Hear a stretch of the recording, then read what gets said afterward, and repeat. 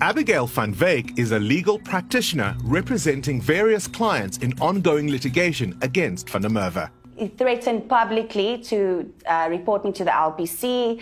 He stated publicly that I'm allegedly an unethical and dishonest attorney.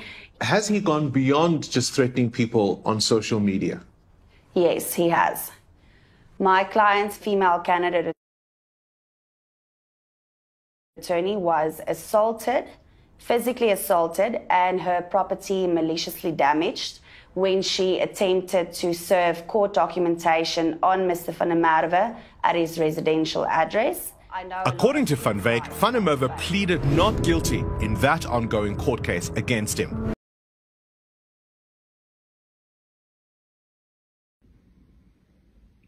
Ja, ons maandagoggend na 'n baie interessante naweek. En ja, ek sal nie noodwendig altyd 'n opvolgvideoetjie wat ek maak nie. Ek sê gewoonlik alles wat ek wil sê in my aanvanklike video, maar ja, baie goedjies is hierdie naweek beweer wat ek glo net vinnig moet reggestel word, en ek gaan fokus op die hele kwessie van Abigail van Wyk se rol in die mislukte valsklagte teen my betreffende die prokureursklerk.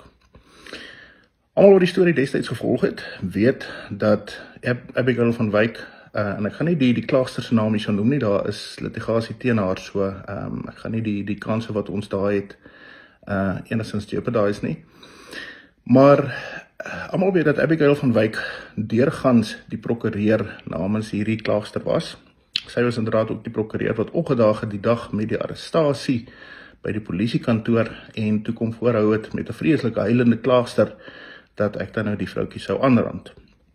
Sy was deurgangs betrokke by die media campaign teen my. Sy is die persoon wat op carte blanche klomp nonsens van my vertel het betreffende die saak. Sy was die persoon wat die groot skare op sosiale media probeer maak met 'n plasing van haar wat as ek reg onthou iets soos 350 keer gedeel was.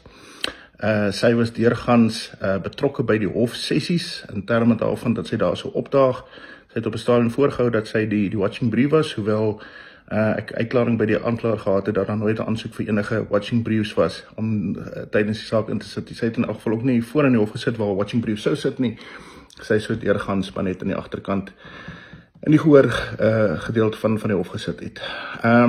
Waar sy absoluut betrokke was, is dit baie duidelik. Ek gaan dit nie eers verder bespreek nie. Die mense wat daai tyd die gemors gevolg het, sal presies weet waarvan ek praat.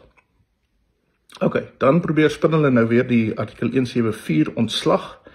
Kom ons fokus net vanaf weer daarop. Na 2 jaar, omtrent 2 jaar wat die saak geloop het voor die distrikshof daar, en waarin 2 getuies getuig het, onder andere die klaagster en dan nou 'n sogenaamde mystery witness wat later aan boord gekom het, is die staat se saak gesluit. Die staat het oor seker 3 of 4 sessies argumente probeer lewer hoekom die ontslag van die saak nie in terme van artikel 174 moet plaasvind nie. Ek het aansoek gedoen vir artikel 174 ontslag. Ek sit met die dokumente hier voor my, dis wat ek sit en lees.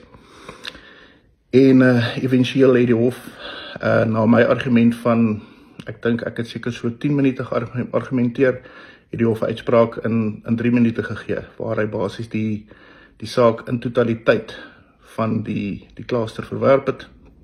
Hy het bevind dat sy op geen manier bewys het, nommer 1, dat sy aangerand was nie, veral gegeewe die J88 wat sy ingegee het, wat glad nie ooreengestem het met haar beskrywing van die voorval nie. Daar was nie 'n aanval nie, daar was nie 'n aanranding nie, almal weet dit. En dan natuurlik kon sy geensins bewys lewer van die skade wat sy beweer het aan haar goedere, wat dan nou blykbaar 10.000 rande sou beloop nie. Die goed wat sy probeer ingee het was duidelik, byvoorbeeld die selfoon. Sy het gegaan en 'n kwotasie by 'n selfoonwinkel gekry vir 'n soortgelyke selfoon. Dis nie 'n skadeverslag nie. Byvoorbeeld die kwessie rondom skade aan haar voertuig. Daar was geen ongeluksverslag nie en die voertuig was nooit eers besigtig deur SAPS nie. Lyk vir my dit was 'n ding wat sy daardie tyd gaan sit en uitdink het in samehang met haar prokureur waarskynlik. OK, 174 laat ons nou baie mooi met mekaar daaroor oog tot oog kan sien. 174 is die laagste punt vir die staat betreffende 'n vervolging teen 'n persoon. As die staat aan die einde van hulle saak kom en artikel 174 word toegepas, beteken dat die staat eenvoudig nie hulle bewyslas gekwyt het nie. Hulle kon nie eers in hulle eie saak die nodige voor die hof sit om die beskuldigde in 'n posisie te sit dat hy moet op enigiets antwoord nie. Dis die effek van die 174. 174, soos ek sê, dis die laaste punt wat 'n vervolging deur die staat kan homself bevind.